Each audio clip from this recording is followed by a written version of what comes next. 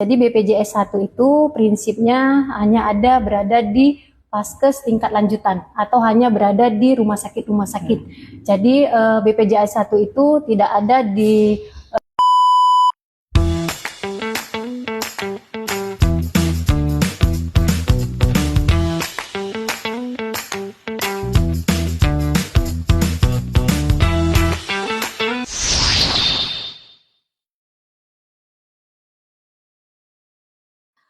Baik, terima kasih atas informasi yang diberikan oleh Bu Dewi Anggraini.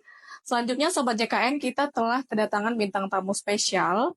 Pada hari ini sesuai dengan tema kita, BPJS 1 siap membantu, kita sudah kedatangan petugas BPJS 1 yang ditempatkan di Kabupaten Karo.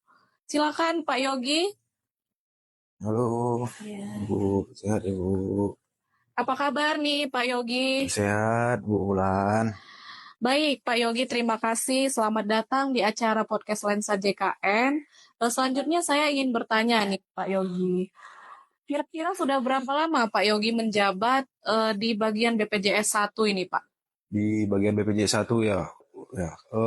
Kebetulan saya sudah di BPJS 1 ini sekitar hampir 3 tahun, Bu. Menjabat sebagai petugas EP3RS atau BPJS 1. 3 tahun sudah cukup lama ya. Lumayan. Selama ini apa saja sih tugas dari Pak Yogi sendiri selama menjadi petugas BPJS 1? Untuk tugas rutinnya sebenarnya fokus utama kita kan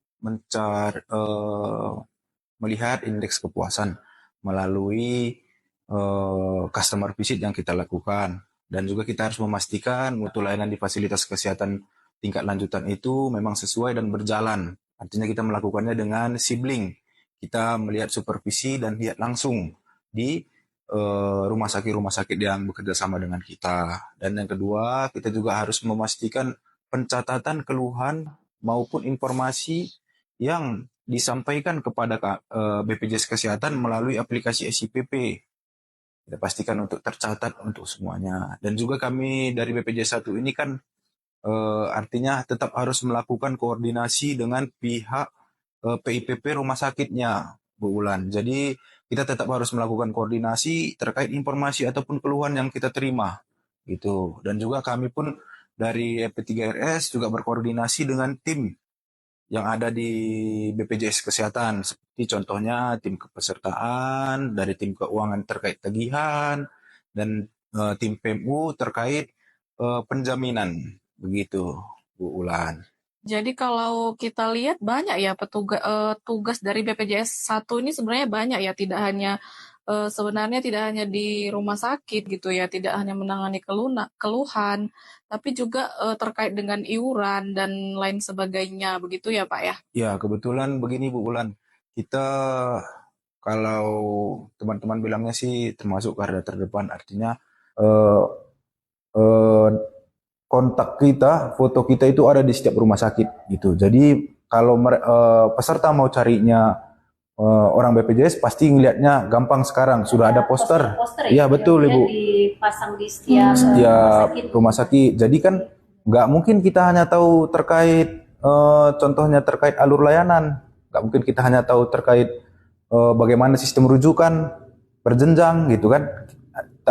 Pertanyaan-pertanyaan yang kita terima itu kan semua dari semua lini, Bu. Contohnya terkait tagihan, terkait kenapa ya kami tidak bisa dijamin gitu misalnya gitu kan, atau ini kenapa ya obatnya harus ada yang berbayar gitu kan. Itu kan harus yang kita harus bisa menjelaskan hak dan kewajiban tadi, Bu Ulan. Jadi kita mau nggak mau ya harus tahu dari setiap lini itu harus tahu gitu. Dengan cara ya paling kita lakukan juga koordinasi ke pihak-pihak atau bagian-bagian terkait seperti itu, Bu Ulan. Baik Pak Yogi, berbicara terkait dengan keluhan nih Pak Yogi, dengan keluhan yang berbagai macam itu ya, namanya yang kita hadapi itu adalah peserta yang sakit ya terutama. Bagaimana Pak Yogi menghadapi situasi ini Pak Yogi? Iya, memang itu yang rumit ya Bu Ulan. Jadi kita menanganin orang sakit gitu ya. Namanya orang sakit itu ya termasuk beda dengan orang sehat kita bilang ya.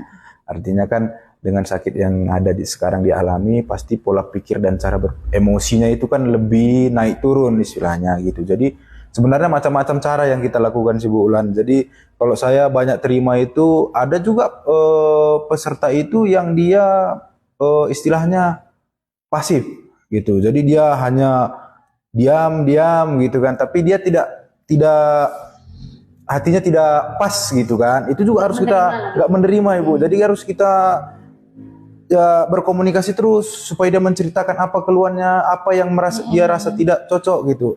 Dan juga ya ada juga yang kita temui dia aktif. Kadang aktif ini sebenarnya sih memang mengganggu ke sekelilingnya Ibu ya. Jadi dia itu marah-marah, banting meja ini segala macam lah gitu kan. Jadi ya di situ juga kita bisa bawa dulu ke ruangan di rumah sakit, kan ada ruangan khusus untuk penanganan pengaduan di rumah sakit. Jadi untuk tidak mengganggu jalannya pelayanan untuk pasien yang lain, kita bawa dulu ke ruangan tersebut. Jadi kita cerita gitu kan. Jadi ada juga dia yang gimana kita bilangnya ya, oh saya tahu nih, saya orang kenal nih, orang ini direksi ini orang DPR ini gitu kan. Ya paling kita, oh iya Pak, oh kenal ya Pak, ya iya Pak. Cuman kan kita kan harus tetap menjalankan aturan yang ada Bu Ulan. Jadi nggak bisa kita bilang karena dia kenal ini, jadi kita harus apa? Enggak, kita untuk pelayanan itu wajib kita samaratakan semua, tidak ada diskriminasi apapun. Gitulah paling cara-cara yang kita lakukan. Dan juga kita juga udah dapat dukungan ini Bu Ulan dari kantor pusat kebetulan. Jadi kita sudah dilakukan pelatihan bagaimana cara handling komplain. Jadi ilmu-ilmu yang disampaikan itu ya sebagian besar sudah kita terapkan dan berhasil, sudah teraplikasi gitu cara menangani keluhan gitu sih Bu Ulan. Baik, berarti kalau mendengar penjelasan Pak Yogi tadi, bahwasanya Pak Yogi ini sudah sangat berpengalaman sekali di BPJS 1 ini ya, karena kan tidak semua orang itu bisa menerima keluhan ya Pak Yogi ya. Terkait dengan itu, selama 3 tahun ini, apakah Pak Yogi menyenangi pekerjaan Bapak sebagai BPJS 1 ini Pak, kira-kira? Ya, sebenarnya kalau terkait penanganan keluhan ini balik ke diri masing-masing sih Bu. Jadi memang yang kebetulan saya itu senang untuk melayani gitu, senang untuk melayani. Jadi kalau kita sudah intinya senang untuk melayani, jadi ada timbul rasa, ibaratnya rasa ingin membantu gitu Bu. Jadi sebenarnya sih senangnya ya memang banyak sih hal-hal duka atau bagaimana gitu kan. Cuman untuk senangnya gitu saya merasa puas gitu jika ada satu orang yang bisa saya edukasi, hanya edukasi gitu ya, hanya saya berikan edukasi sehingga mereka paham apa saja hak mereka, apa saja kewajiban mereka gitu. Jadi di situ sih rasa senangnya Bu Ulan. Jadi ada kepuasan tersendiri di kita gitu. Jadi membantu orangnya ya senang lah gitu Ulan. Jadi memang itu sih yang sampai sekarang membuat saya nyaman untuk di BPJS 1. Nah, kalau tadi itu senang, berarti itu sukanya ya Pak Yogi? Ya, kira-kira suka. Lantas untuk dukanya sendiri apa Pak selama 3 tahun menjadi petugas BPJS 1 ini? Dukanya ya Bu Ulan. Kalau duka sih kita... Mungkin karena mobil itu Pak, kehujanan di jalan. Iya sih Bu, cuman nedu-nedu lah Bu ya. Jadi memang itu sih dukanya Bu. Cuman kalau yang lain sih ya paling kita menangani itu ya harus memang ya banyak lah ya Bu, namanya kita menangani orang ya.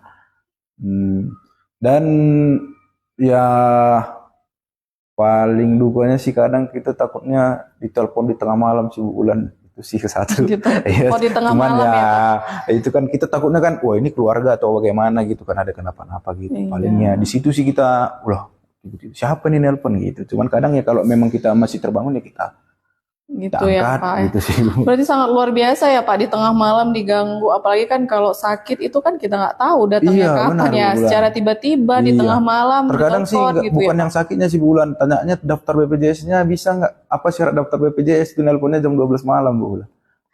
Luar biasa sekali ya Pak Yogi menjadi petugas BPJS 1 ini. Mudah-mudahan nanti kan karena pekerjaan Pak Yogi ini masyarakat menjadi lebih senang dengan Bapak gitu ya.